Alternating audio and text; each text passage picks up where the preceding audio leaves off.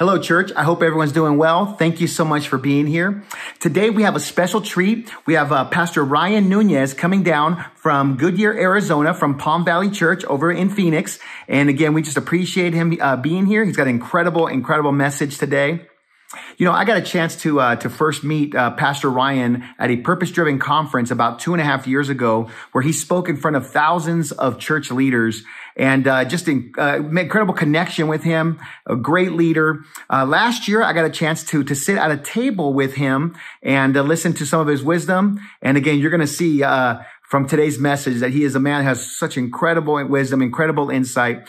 He has been a mentor to me in more ways than he even knows. I watch his teachings online on a regular basis, and this really is a treat for us. Thank you so much for being here, and let's give it up for Pastor Ryan.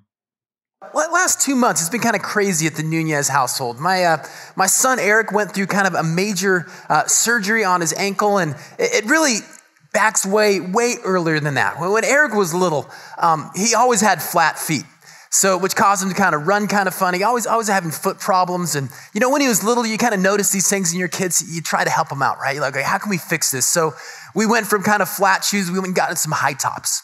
You know, it's a little bit more structure there because his ankles were turning in, and tried to fix it ourselves. But as he got a little bit bigger, we realized, okay, he needs more than this. He needs more than these high tops. So we took him to a doctor, and the doctor, the podiatrist, made these little insoles. I don't know if you've ever seen those, like kind of correct his arch, and they slide into his shoes and kind of fix it and give him a little bit better alignment. And that worked for a while, worked for a couple of years. He had his high top shoes, he had his insoles in there, and it kind of corrected some of these issues he had. Until he started high school, his freshman year of high school. Two things happened that year. First thing that happened is Eric went from fun size Eric to full size Eric. All right. So he got big, right? He grew to like 6 foot tall, like 200 pounds. He's now a big kid. So there's more going down on these ankles of his, right? Like there's more weight down on there. And then he also joined the marching band. So the marching band, it started before school even started. He was out there for a month before it, 8-hour practices, marching around. And he would come home every day after practice, just like his feet were just killing him. His ankles were hurting so bad. And at this point, when he would, take his shoes off, his ankle bone is almost on the ground. They're just completely collapsed down. So we're trying to help him out, and this is affecting the way that he's walking. It's affecting the way that he's marching. It's at one point the band director called us. She's like, we need to make a change with Eric. He's tripping quite often and taking out large numbers of other students with him because it's a marching band, right? He's playing the trombone, and he's like, every time he goes backwards, he's out and taking people. He was a danger to himself and others at this point. So they moved him to a different role in the band. He's still in the band, but he plays the xylophone and doesn't have to move around. And but we said, we've got to get him some more help here. Like what we've been doing so far is enough. So we took him to another doctor, and this doctor actually made these big leg braces for him. Kind of went below the knee. They have these hinges at the ankles. They correct everything. And what they did is they put everything in alignment. They got his ankles up where they needed to be. They gave him the support that he needed, all of these things. And the pain that he was experiencing like every day went away. The pain was gone. He's walking straight. He immediately was like an inch taller, like everything's all in alignment. And the doctor said, he will need to wear these braces for the rest of his life. Like that, he just needs to wear these things forever. But it'll save his knees. It'll save his hips, all this stuff.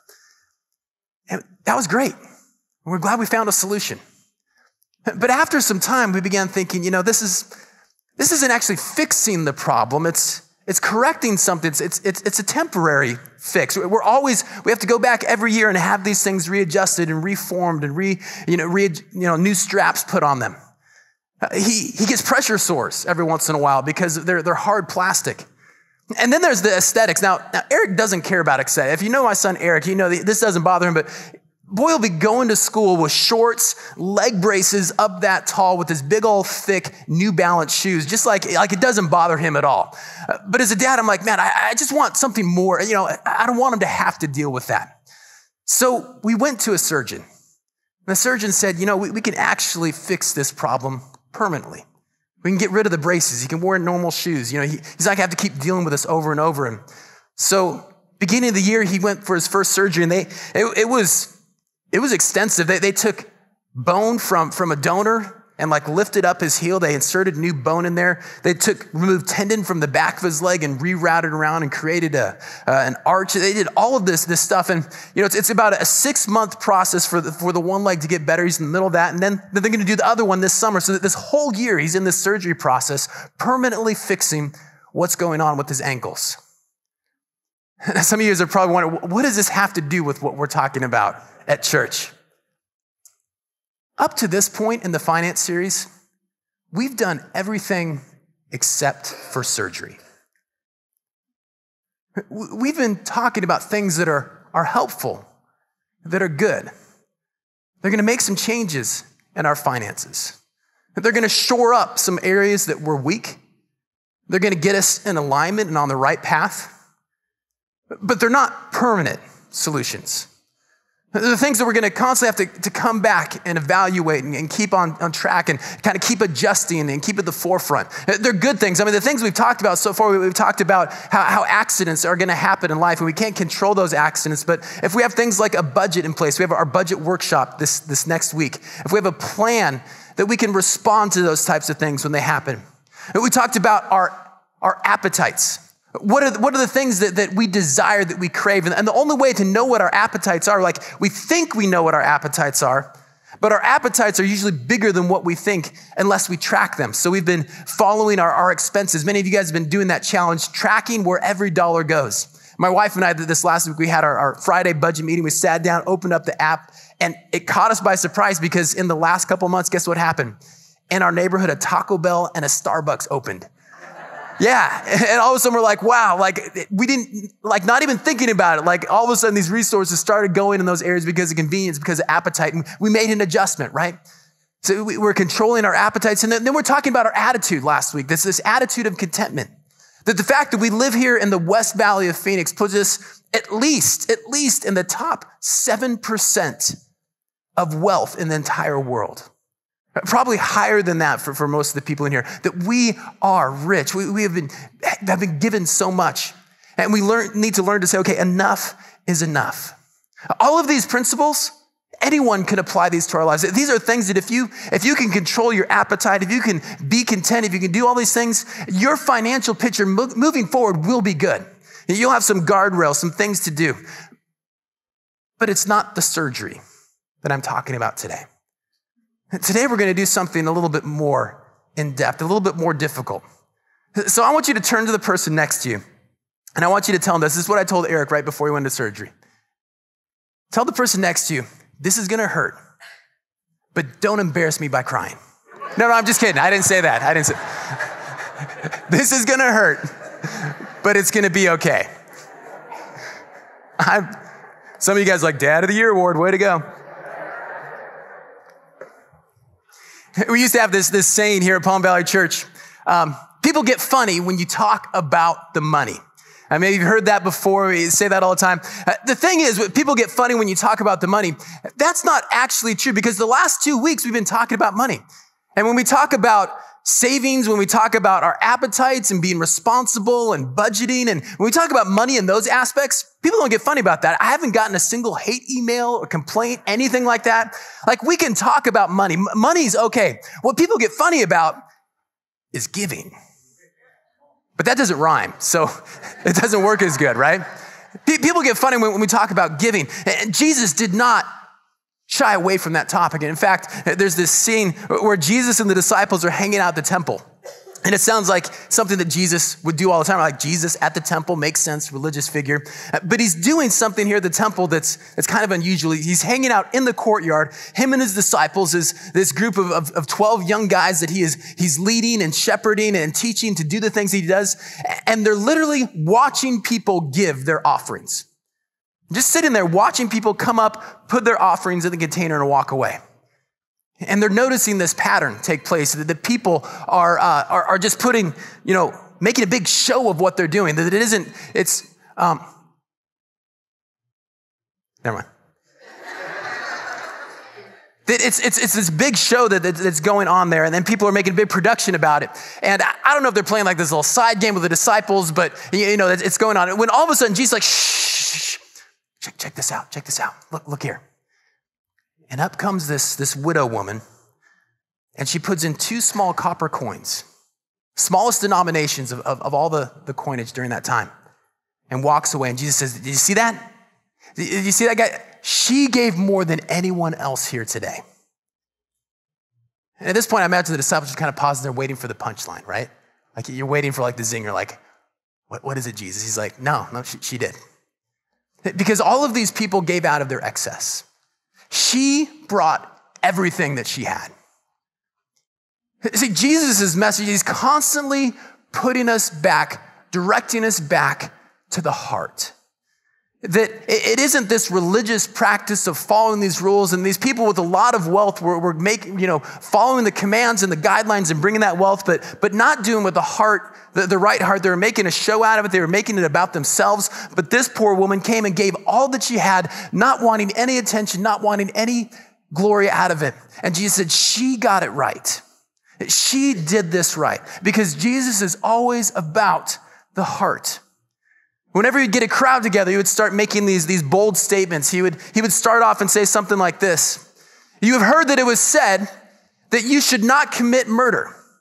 And everyone would be like, yeah, that's a good one. I agree with that statement.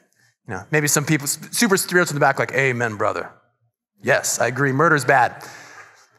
But then he would say, but I say, even if you're angry with someone in your heart, you have committed the sin of murder. You'd be like, whoa, well, I was angry just this morning. He said, you have heard that it was said, you shall not commit adultery.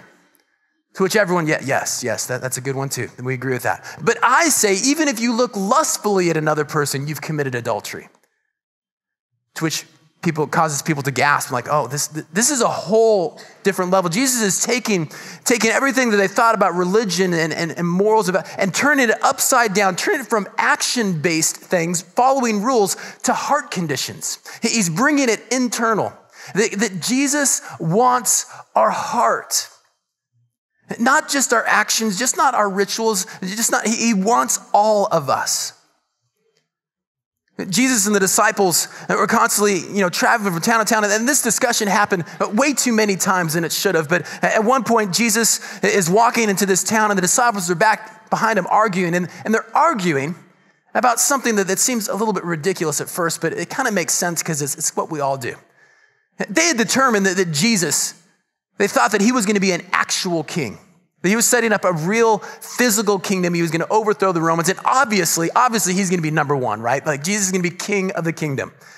But up for debate, who gets to be number 2? Who gets to be number 2 and 3? And, we're his 12 closest disciples, so it's got to be some of us here. So they start talking about, who's second, who's third. And finally, Jesus turns around and is like, have you guys listened to anything I've said? It's not about that. Like, if you want to be great in my kingdom, you have to become a servant. If you want to be first, you have to be last. If you want to be anything great, you have to get at the end of the line. I didn't come to be served. I came to serve and give my life as a ransom for you. I came for you. I put you first. Jesus put me first. And he's inviting us to live in the type of world where we model that. And we put others first. We race to the end of the line. That to give God a control over an area of our life means that we put other people first in that area. In our marriages, to put God at the center of our marriage, it means that me and my wife are at a race to serve each other. We're in a race to get at the end of the line for each other. That in my place of employment, whatever influence or position I have there, I'm at a race to put myself and everyone else in front of me and run to the back of the line. My employees, the people that I work with, my customers, putting them before me. That's the type of living that Jesus is inviting us to be a part of, an others first living. Every area of our life. This principle infiltrates everything, and it applies to money as well. In fact, let me read a passage here. If you have your worship guides, you can open them up here, or if you're following along on the church app. Matthew chapter 6. Jesus puts it this way. He says, no one can serve two masters, for you will hate one and love the other. You'll be devoted to one and despise the other. You cannot serve God and, now, if you already read ahead, don't spoil it, but if you were just getting like a pop quiz, like just fill in the blank quiz, you cannot serve both God and blank. What would you fill that in with? Like just probably, like you can't serve both God and Satan, right? You can't serve both God and evil. Like that would be our normal, like we would fill it in that way, but that isn't what Jesus says here. He says, you cannot serve God and be enslaved to money. You can't serve both God and money at the same time. One of them has to be in charge. One of them has to be first. Now, I don't know anyone that would say money is the master of them. They would say, oh, money's got control of me. You might say, I've got a little bit of an unhealthy relationship. Things aren't going so well. I've got some priorities mixed up, but I don't feel like money has a master. I don't think that that's happening. And notice those, I don't feel that that's happening. I don't think that that's happening. It's probably not. And those are uncertain words. And there are a lot of things in life, like I've said over these last couple of weeks, that are a mystery. Relationships are mysterious, right? Like I think, I might, I feel with my relationship, like with my wife all the time, because she is still a mystery to me at so many different levels. My teenagers, so many things are mysterious there. But when it comes to money, there's a set amount that comes in, a set amount that goes out. I can track where it goes. Like I can take the mystery out of this. So how do I know if money is mastering me? I can just look at what I'm doing with it. Let's imagine that this right here is my resource. This is what I get in a month. For my paycheck, my wife's paycheck, it all kind of comes together. This is what my family has to live on. And kind of the pattern that takes place in a money is mastering me sounds really overbearing, but it really means this, is that when these resources come in, the first thing that I do is that I live on it. I live on it because I got to live. So I take a portion out here.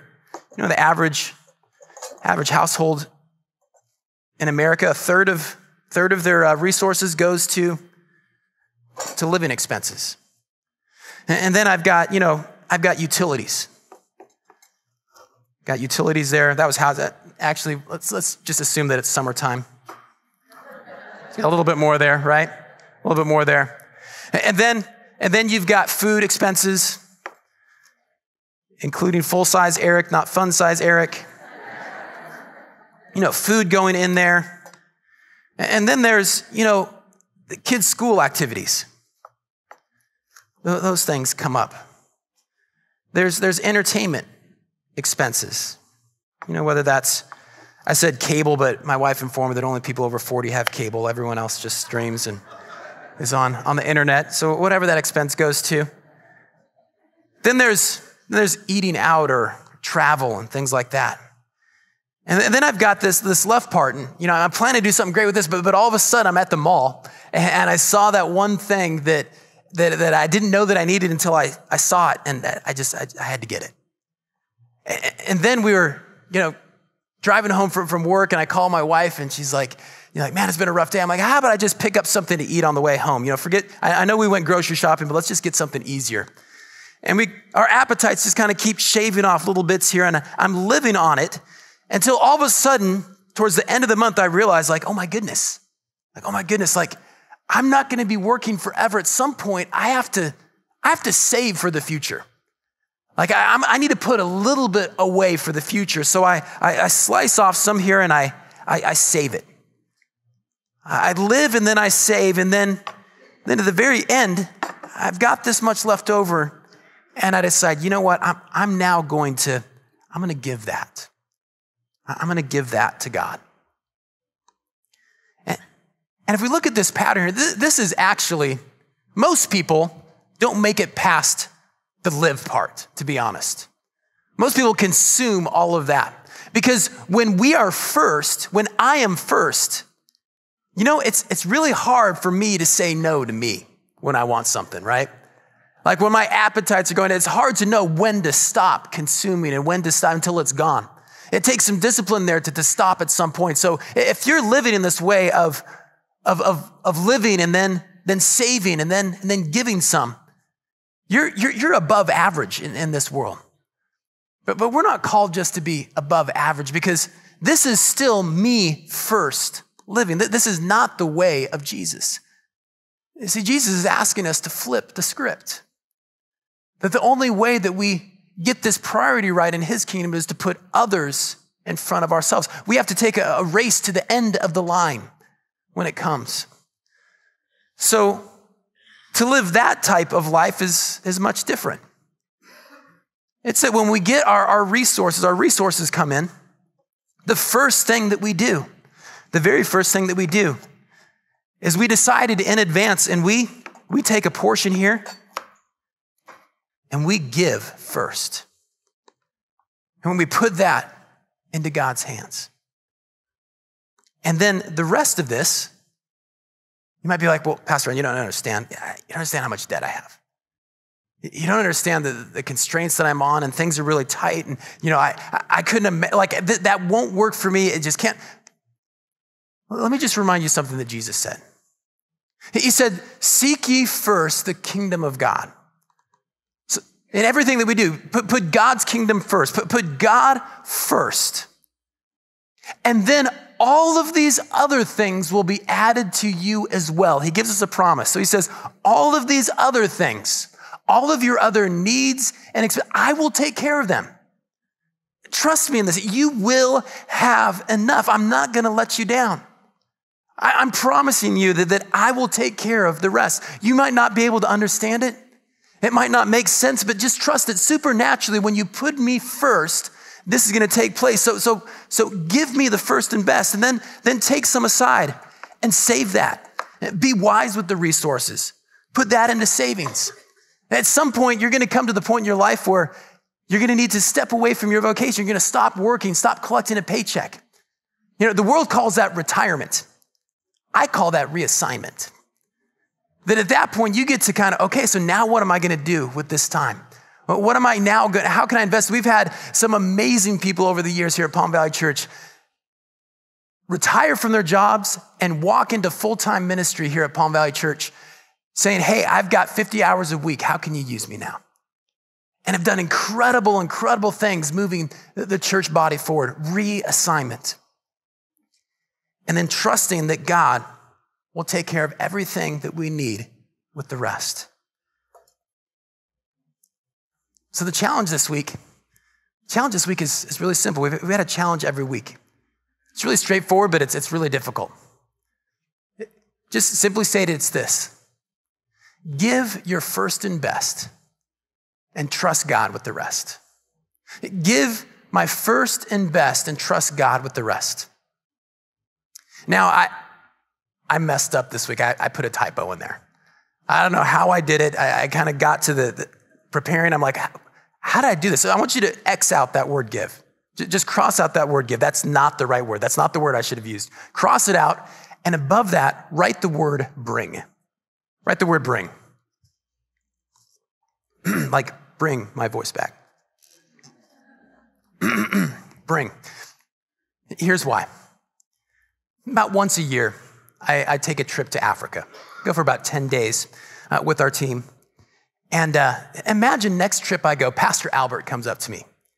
And Pastor Albert, he's like, Pastor Ryan, could I borrow your car while you're gone? And I'd be like, absolutely. Because first of all, Pastor Albert's a good guy. Second of all, he's got a Toyota 4Runner with 400,000 miles on it. So this guy knows how to take care of a car, right? Like he's amazing. And if I could give him a few more miles, if I can get him a week off of that thing, man, that'd be great. So of course I'm like, hey, here's the keys. Enjoy it. Enjoy it. So 10 days go by, I get back and Pastor Albert comes to my house and he's like, hey, Pastor Ryan, can I talk to you? I'm like, sure. So we sit down in my little den there area and he's like, I've just felt really generous over these last couple of days. And I feel like God's doing something in my heart. So I just want to let you know, I want I want to give you this car. And I'm looking at him, this is my car. He's like, yeah, no, I want to give it to you. I'm feeling generous. I'm feeling like I'm like, you can't give me my car, Albert. He's like, no, but I've been driving it. It's been mine. I'm like, no, I let you borrow. You can't give me my car. You can bring it back to me, but you can't give it to me. And so often in the area of finances, we think, man, I'm so generous. I'm giving God this gift. And he's like, it's mine. Like, I let you borrow it. You can bring it back. And that's an incredible step. You should bring it back because it changes, but you can't give it to me. We bring God our first and our best. The first part, that very first portion here. You guys remember the last portion here? This last portion, the leftovers? Do you know what the difference is between this first part? What are all these things here? The seeds. Like, it's the first and the best. We've given God something that these seeds hold our future, our future joy, our future purpose, meaning. That God takes these seeds and he makes them and turns them into eternal things that will last and multiply and reproduce. But when we just consume it all, we consume the seeds with it. We consume the future with it. We consume all of these blessings that God wants to sow into our lives. When we bring him our first, bring him our best, it's breaking this cycle. We're taking, by making it first, we're walking to the end of the line. We're running to the end of the line. We're putting others in front of us. And the best part of it, how do we know if we're giving the best? Well, best means that it cost me something. Like, I should feel it a little bit. There should be something about that I'm like, wow, it wasn't just the leftover, because we could play these mental games where we like back calculate what's going to be left over at the end of the month and then just give that at the beginning and all that. But to pick an amount that we know is going to cost us. Bring God our first and best and trust him with the rest. So what does this look like for us? Well, the challenge is this. For the next 2 months, pick an amount or pick a percentage and give that first out of every check, bonus, whatever you get, tips for the next 2 months. And trust God with the rest. This is the surgery part. And pick the number ahead of time. Pick that percentage, pick that amount. How much? Here's how much. Enough that when you think about it, you go, right? Like you feel it. Because when you feel it, that means that the surgery is taking place. When you feel it, that means that something's working on inside you and you're having to wrestle. Why am I feeling this way? Why do I have this resistance? What's going on here? And we wrestle with that. Is it because I don't trust God enough? Is it because I want this other stuff? Do I have these appetites? Like, what is it about me right here that's causing me to hold on to this? And we push through that and we give it anyways. We take that step. We give first for 2 months. Maybe you're here today and you're like, Pastor Ryan, I don't even go to your church. Like, I'm here by accident today, I think, I'm just here kind of checking out church. I'm relatively new. It sounds like you're just trying to get like money for your church. And you know what? If you're not a follower of Christ, like if you don't belong here to Palm Valley Church, you can do this. Give the money to the Red Cross. Give the money to some of the tornado relief funds over in Tennessee. Like just give it somewhere. Pick a place ahead of time. Pick a percentage. Break this cycle. Just run to the back of the line for 2 months in your giving. See what God might do. But if you are a follower of Jesus, if you call Palm Valley Church your home, then there's no greater way to put our resources in God's hands than through our local church, our local body here. Because when we do that, it reveals our character. I know that someday someday a young man's gonna show up at my doorstep and ask for Grace, my daughter's hand in marriage. A long, long time from now. Maybe 30, 40 years from now. And when he does, I'm gonna ask him two questions. The first question I'm gonna ask him, tell me about your relationship with Jesus. I gotta know where you're at with Jesus. And if he passes that test, I'll ask him the second one. And the second one is this. Tell me about generosity in your life. Tell me about how you use your, I don't want to know amounts or percentages or stuff like that, but what do you do first? Because here's the thing. If he can't be trusted with stuff, if he can't put others ahead of his stuff, his money, how could I ever trust him with my daughter? How could I ever think that he would put her first if he can't even put others first with money that's here and gone tomorrow? And we try to minimize that the money's not that big of a deal. It's something I'll get to later, but Jesus puts it at the center of so much of his teaching because it indicates our heart. And maybe you've been struggling with this. I want to say one last thing. This is probably the most painful thing maybe to hear, but if Jesus is not first place in your finances, he's not first place in your life. And you might be trying to think of all these different verses to justify why that isn't true, but you're not going to find it. If he's not Lord of all of our life, he's not Lord of our life. Maybe it's time for you to take that step. I'm going for the permanent solution here. You know, Jesus came not to be served, but to serve. And he demonstrated that through what he did on the cross. He gave up his life for you and for me. And there was no other way to have a relationship with God. There's no other way to be brought back into God's family. We're separated from God because of sin, so that sin had to be paid for, that sin had to be forgiven. And Jesus gave up everything so that we could have that forgiveness. Not so that we could earn it or deserve it, which maybe is what you think here today is what it's about. You're coming to church and doing good deeds and trying to get your life together so you can earn God's forgiveness. That's not the way. I'm not telling you to stop that pursuit. We should do good deeds. We should live our lives right, but that isn't what gives us forgiveness. Trusting in Christ's death on the cross, trusting in Jesus alone, leaning into him to follow him, that's where forgiveness comes from. So I invite you to take that step if you haven't today. Would you bow your heads and close your eyes for just a moment?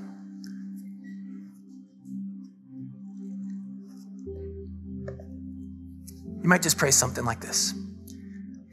God, thank you for loving me. God, I admit that I've sinned. I admit that I've stepped outside of your bounds. I've done things that have hurt myself and others, and I know that sin separates us.